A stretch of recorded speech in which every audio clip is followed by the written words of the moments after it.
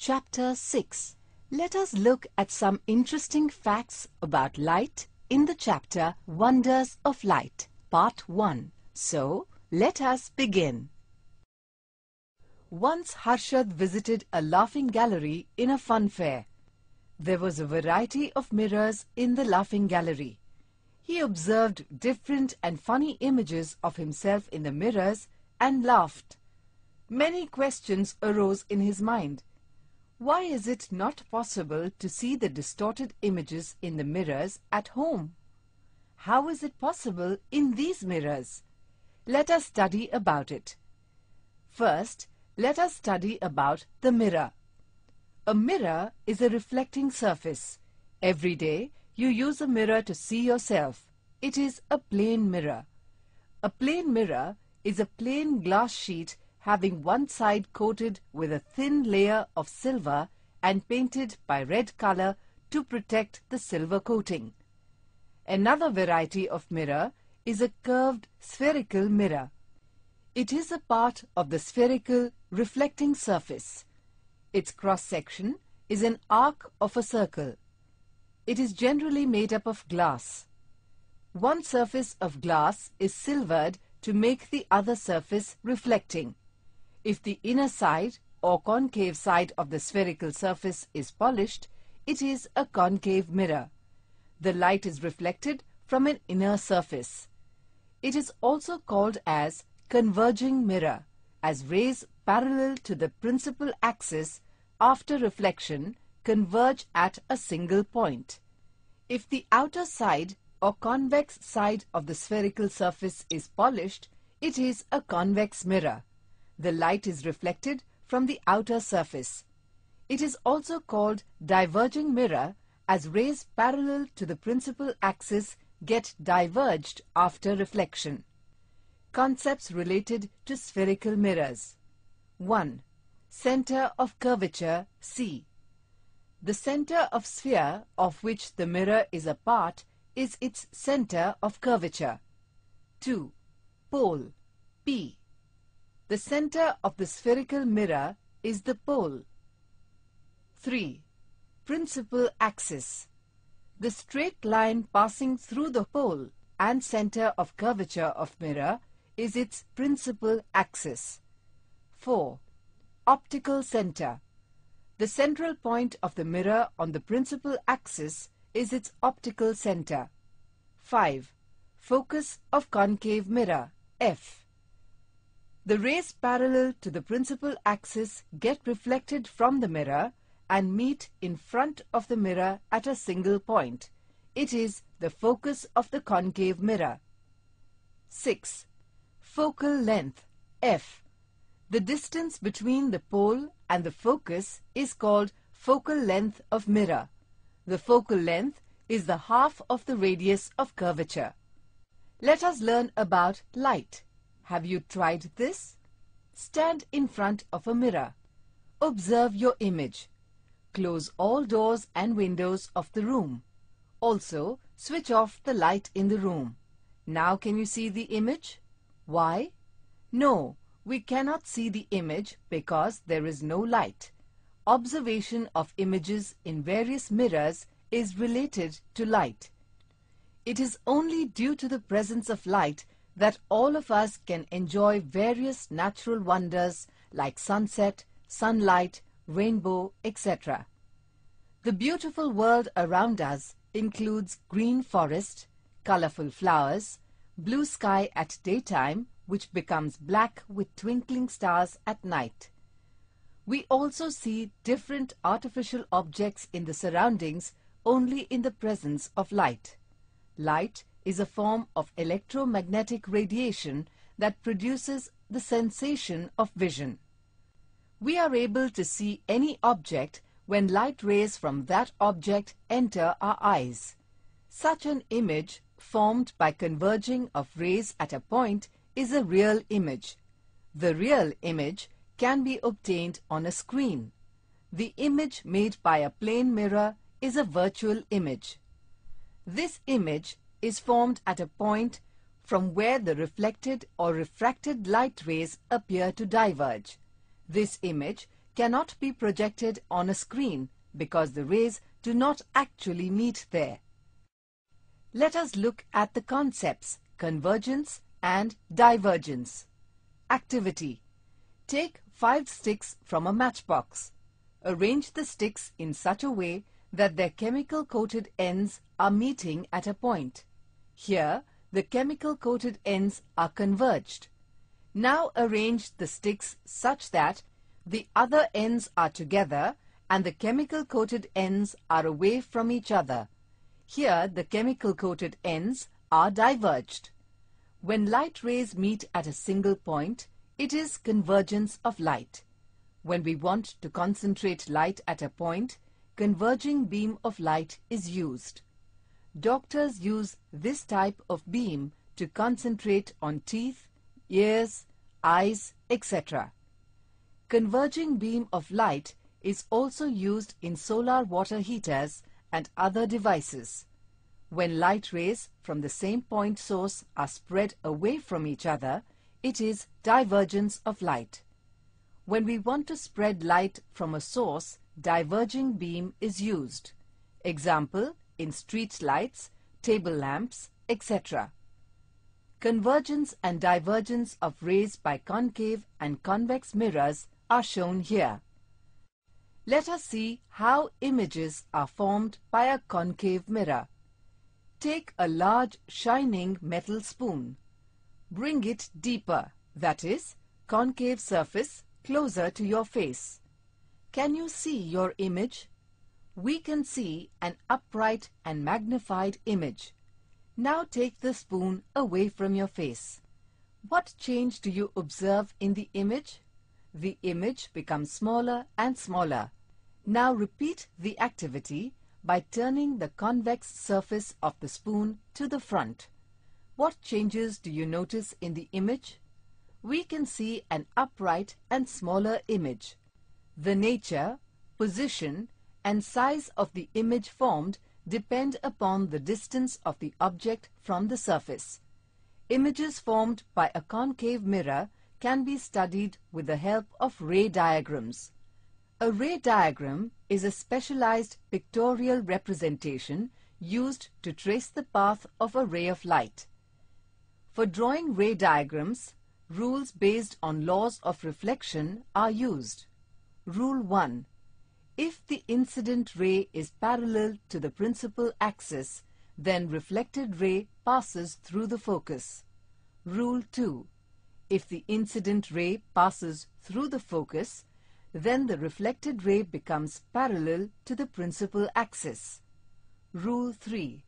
If the incident ray passes through the center of curvature, the reflected ray traces the same path. The ray diagrams for the formation of image by a concave mirror for various positions of the object are illustrated here. Summary of image formations is given in this table.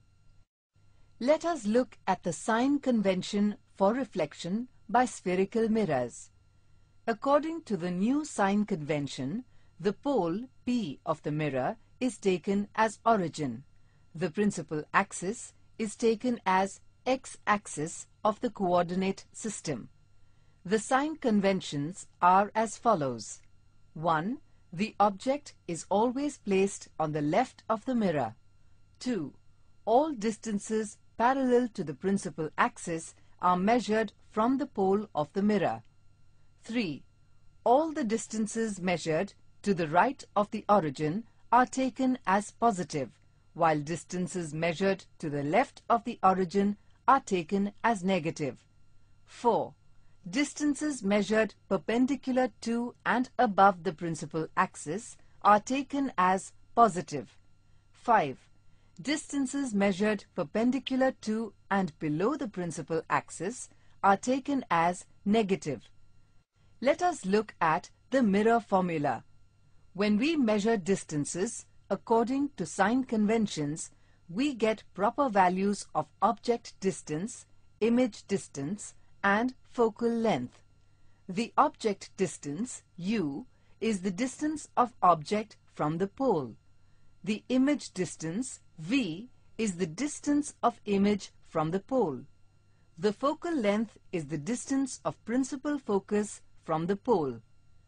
The relationship between object distance, image distance and focal length of a spherical mirror is the mirror formula. The mirror formula is given as 1 upon V plus 1 upon U is equal to 1 upon F. This formula is valid in all situations for all spherical mirrors for all positions of the object. Magnification by spherical mirror. Magnification produced by a spherical mirror is expressed as the ratio of the height of the image h2 to the height of the object h1. It gives the relative extent to which the image of an object is magnified with respect to the object size. The height of the object is taken to be positive as the object is usually placed above the principal axis. The height of image is to be taken as positive for all virtual images. However, it can be taken as negative for real images. Let us learn about lenses. In which instruments have you seen lenses? In instruments like projector, solar heaters, camera, binoculars, spectacles, we see the lenses. A lens is a transparent material bound by two surfaces, out of which at least one surface is spherical. A lens having both spherical surfaces bulging outward is a convex lens or double convex lens. It is thicker in the middle than at the edges. This lens can converge light incident on it. So it is a converging lens. A lens having both surfaces curved inwards is a concave lens or double concave lens. It is thicker at the edges than at the middle. This lens can diverge light rays, so it is a diverging lens. Let us look at the concepts related to lens. Any of the above lenses has two spherical surfaces. Each of these surfaces form a part of a sphere. 1. Center of curvature C. It is the center of the imaginary sphere which forms the given lens. Each lens has two centers of curvature, C1 and C2 respectively. 2. Principal axis. It is an imaginary straight line passing through the two centers of curvature of lens. 3. Optical center. The central point of lens on the principal axis is its optical center. When a ray of light passes through the optical center of a lens, it passes without undergoing any deviation. 4. Principal focus of convex lens F. When several rays of light parallel to the principal axis are incident on a convex lens, they converge at a point on a principal axis. It is the principal focus of the convex lens. Figure 6.7a. Every lens has two principal foci. 5. Focal length F. The distance of principal focus and optical center of the lens is the focal length. Let us perform this activity. To determine approximate focal length of a convex lens, take a convex lens. Place it between the screen and distant object like a tree or a building. Move the lens towards or away from the screen till you get a well-defined image on the screen. Can you guess at which point you get the image? Measure the distance between the screen and the lens. The distance between the screen and the lens is the approximate focal length of the lens. Let us look at the images formed by a convex lens. Let us do this activity. Take a convex lens. Determine its approximate focal length as per the previous activity. Place the lens on a lens stand. Place it on the central line such that optical center of the lens lies just over the line. The two lines on either side of the lens correspond to f and 2f of the lens respectively. Mark them with appropriate letters 2f1, f1, O, f2, 2f2 respectively. Place a burning candle in different positions on one side of the lens. 1. Far beyond 2f1 to the left. 2. Just behind 2f1. 3. At 2f1. 4. Between f1 and 2f1. 5. At f1. 6. Between f1 and O. Every time, obtain a clear, sharp image on the screen on opposite side of the lens. Record the position, relative size, and nature of the image, and you will find the same results as given here. Images formed by a convex lens can be studied with the help of ray diagrams. Ray diagrams are useful to study the position, relative size, and nature of the image formed by lenses. Following are rules for obtaining images by convex lens. Rule 1. If the incident ray is parallel to principal axis, then the refracted ray passes through focus F. Rule 2. A ray of light passing through the optical center passes through the optical center undeviated. Rule 3. If the incident ray passes through the focus, the refracted ray becomes parallel to the principal axis. The ray diagrams for the image formation in a convex lens for different positions of an object are given here. Let us look at the sign conventions for lens. The focal length of convex lens is positive and that of concave lens is negative.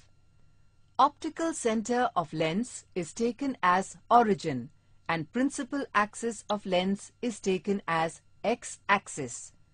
The sign conventions for lens are similar to the sign conventions of spherical mirror. Only care should be taken to apply appropriate signs for the value of object distance, image distance, focal length according to the type of lens, object height, and image height. Lens formula. The relationship between object distance u, image distance v, and focal length f is lens formula. Here, distances should be measured according to sign conventions. The lens formula is given as 1 upon v minus 1 upon u is equal to 1 upon f. The lens formula is valid in all situations for any spherical lens. Let us now see magnification by a lens. The magnification produced by a lens is the ratio of height of the image h2 and the height of the object h1. Magnification produced by a lens is also related to the image distance v and object distance u. Let us see what is meant by power of lens. The ability of lens to converge or diverge light rays depends on its focal length. Convex lens of short focal length bend the light rays through large angles by focusing them closer to the optical center. The degree of convergence of light rays achieved by convex lens is expressed in terms of power of lens. It is the reciprocal of the focal length. SI unit of power of lens is diopter. If focal length is expressed in meter, the power of lens is expressed in diopter. Therefore, 1 diopter is the power of a lens whose focal length is 1 meter. 1 diopter is equal to 1 upon 1 meter. 1 upon V minus 1 upon U is equal to 1 upon F. Functioning of lens in human beings. Activity 6.6. Have you seen a photographic camera? Compare the human eye with it. State similarities between them. Photographic camera and eye have lenses that can focus and project an image of the object they are looking at. Pupil from human eye can expand or contract to adjust the amount of light that enters. This is the same as the shutter of a camera. The cornea acts like a lens of a camera. The iris and pupil act like the aperture of a camera. State the point of differences between them. Eyes work in harmony with your brain to create the images that we perceive, whereas camera is just an instrument which projects an image which depends on the camera apparatus. In human eyes, the lens changes its shape to focus. In camera, the lens moves closer or further to focus. The amount of light entry in the eye is controlled by the iris, while in camera, the amount of light entry is controlled by the diaphragm. Let us study about human eye. The human eye has a thin membrane known as cornea. The light enters the eye through the cornea. Maximum refraction of light rays entering the eye takes place from cornea. Behind the cornea, there is a dark muscular diaphragm called as iris. The colors of iris are different for different people. There is a small opening of variable diameter at the center of iris called pupil. The pupil is useful to control and regulate the amount of light entering the eye. The pupil contracts if there is too much light, while the pupil dilates in insufficient light. This tendency of pupil to adjust the opening for light is called adaptation. The cornea forms a transparent bulge on the surface of the eyeball. The eyeball is spherical in shape with a diameter of about 2.3 centimeters. There is a transparent biconvex crystalline body located just behind the pupil. It is a lens. This crystalline lens provides fine adjustment of focal length. With the help of this adjustment, real and inverted images get formed on the retina. The retina is the light-sensitive screen. It is a delicate membrane. It consists of large number of light-sensitive cells. These cells get activated upon illumination. They generate electrical signals. These signals are passed by optic nerves to the brain. Then the brain interprets these signals and also processes the information in such a way that we perceive the objects as they are. The functioning of lens is very important in human eye. The eye adjusts to various object distances by changing the focal length of lens. For normal eye, in relaxed position of eye muscles, the focal length of eye lens is about 2.5 centimeters. The second focal point of eye lens is located at the retina. In this position, normal eye can form sharp images of objects located at infinite distance. At this time, the lens is thin and distant objects are clearly seen. The focal length of eye lens decreases while viewing the nearer objects and the lens becomes thick. This gives a sharp image of nearby objects on the retina. The ability of the lens of adjusting focal length is known as power of accommodation. The process of focusing the eye at different distances is called accommodation. This is brought about by a change in curvature of the elastic lens, making it thinner or fatter. But focal length of the eye lens cannot be decreased below a certain value. We cannot read the words in the book if it is held very close to our eye. The minimum distance from the normal eye at which the objects can be seen clearly and distinctly without any strain on the eye is known as the distance of distinct vision. It is about 25 centimeters for normal human eye. Let us look at the problems of vision and their remedies. Some people cannot see the objects clearly due to loss of power of accommodation of eye. The problems of vision are related to various reasons like weakening of ciliary muscles, change in size of eyeball, irregularities on the surface of cornea, formation of membrane over the eye lens, etc. Because of refractive defects of eye, the vision becomes blurred. There are three common refractive defects of vision. Let us study about them. Myopia or nearsightedness. It is the defect in which a human eye can see nearby objects distinctly but is unable to see distant objects clearly. In myopia, the image of distant object is formed in front of retina. There are two possible reasons of myopia. A. Ciliary muscles do not relax sufficiently, converging power of eye lens becomes high. B.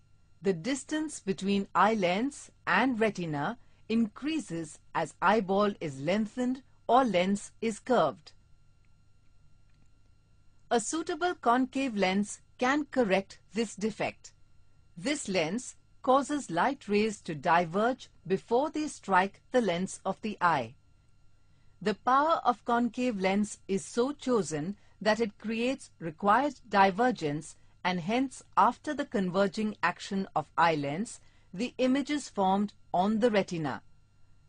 The focal length of concave lens is negative, so the power of spectacles for myopic eye is negative. Depending on the degree of defect, the power of concave lens is different for different eyes. Hypermetropia or long-sightedness. It is the defect in which human eye can see distant objects distinctly but is unable to see nearby objects clearly. The image of near object falls behind the retina. Two possible reactions of hypermetropia are A. Weak action of ciliary muscles cause low converging power of eye lens. B. The distance between eye lens and retina decreases on account of either shortening of eyeball or flattening of lens. In this case, focal length of the eye lens is too long. This defect is corrected by using convex lens. The rays coming from nearby objects are first converged by convex lens and then converged by eye lens to retina. Depending upon the degree of defect in the eye, power of convex lens is different for different eye. As the focal length of convex lens is positive, the power of spectacles for hypermetropic eye is positive. Presbyopia. It is also called as old age hypermetropia. The power of accommodation of eye usually decreases with aging. The near point of aged people recedes and they find it difficult to see nearby objects comfortably and clearly without spectacles. As ciliary muscles lose the capacity to change the focal length of eye lens, aged people experience eye lens presbyopia. Sometimes they suffer both myopia and hypermetropia, and then the person needs bifocal lens. In bifocal lens, upper part is concave lens to correct myopia and lower part is convex lens to correct hypermetropia. The concave lens is useful for distant vision and convex lens for near vision. Nowadays, refractive defects can be corrected by using contact lenses or through surgical interventions. Applications of spherical mirrors and lenses. Concave mirror. 1. In torches and headlights, the source of light is placed at the focus to obtain a parallel beam of light. 2. In floodlights, the source of light is placed just beyond the center of curvature. 3. Reflecting mirrors for projector lamps. The object is placed at the center of curvature to obtain an image of the same size. 4. To collect heat radiations in solar devices, heat radiations from the sun coming from infinity is brought to focus by concave mirror in its focal plane. 5. Shaving mirror or dentist mirror. It produces an erect, virtual and highly magnified image of an object placed between its pole and focus. 6.